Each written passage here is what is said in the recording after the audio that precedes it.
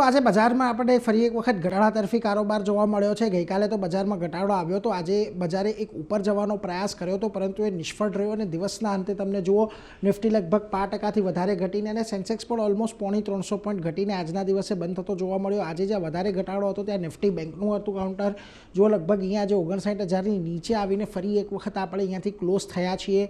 ખાસ વાત હવે મિડ કેપ અને સ્મોલ કેપમાં ગઈકાલે એક નાનકડી રિકવરી આવી, પરંતુ એ રિકવરી આજે ટકી નથી શકી અને આજે ફરી પાછો 1% ઘટાડો તમને મિડ કેપ અને સ્મોલ કેપ બંનેની અંદર આવતો જોવા મળ્યો છે। વેલ આજના દિવસે કયા સેક્ટરની અંદર વેચવાલી રહી તો જુઓ કેપિટલ માર્કેટ સ્ટોક ઇન્ડેક્સમાં આજે સૌથી વધારે વેચવાલી આવતી જોવા મળી। આ ઉપરાંત IT, PSU bank, defence counter અહીંયા પણ આજના દિવસે વેચવાલી હતી। માત્ર મેટલ અને ફાર્મા બે ઇન્ડેક્સ એવા હતા કે જ્યાં આગળ આજે થોડો ઘણો સપોર્ટ આવતો દેખાયો, બાકી તમામ સેક્ટર આ સિવાયના આજે આપણે ઘટાડા તરફી જ કામકાજ કરતા દેખાયા છે।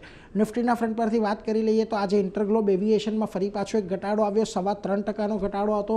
આ ઉપરાંત ઇટરનલ, ટ્રેન્ટ, અડાણી એન્ટરપ્રાઇઝ આ બધામાં પણ એક દબાણ આપણને ખાસ કરીને આવતું જોવા મળ્યું, પરંતુ જ્યાં તેજી રહી એમાં આઈશર મોટરનું કાઉન્ટર મહત્વનું હતું, 1.5% તેજી આવી। આ ઉપરાંત Hindalco, HDFC life, Tata steel જેવા કાઉન્ટર આજના દિવસે નિફ્ટીમાંથી વધતા જોવા મળ્યા। મિડકેપની અંદર આજે જ્યાં ઘટાડો આવ્યો ત્યાં આગળ ડિક્સન ટેકનોલોજી સૌથી મોટું ઘટનારું કાઉન્ટર હતું, લગભગ 8.5% ઘટાડો રહ્યો।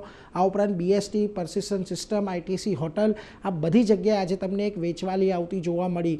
જો કે અમુક સ્ટોકની અંદર આજે ખરીદદારી હતી, જેમાં એવું સ્મોલ ફાઇનાન્સ બેંક આજે નવા શિખર બનાવ્યા હતા, એચડીએફસી, એએમસી, એસઆરએફ, ક્યુમિન્સ જેવા કાઉન્ટર આજે તમને એક તેજી દર્શાવ્યા હતા, પરંતુ ઓવરઓલ આજે બજારની અંદર એક ઘટાડો આવ્યો છે। હવે જુઓ 25,800ની નીચે આપણે બંધ થયા છે, 25,750, 25,800ની રેન્જની અંદર એક સપોર્ટ છે, સપોર્ટની ઝોનમાં ક્લોઝિંગ આવ્યું છે, એટલે જો હવે આવતીકાલે થોડુંક વધારે ક્લોઝિંગ આવે છે, ઘટાડો આવે છે, 25,700ની નીચે જઈએ છીએ તો શક્યતા છે કે બજારમાં આપણને ઘટાડો કદાચ વધતો જોવા મળે, એટલે અહીંયાથી હવે 25,700નું લેવલ તૂટે છે કે નહીં તે ખાસ એક ધ્યાન રાખવાનું રહેશે।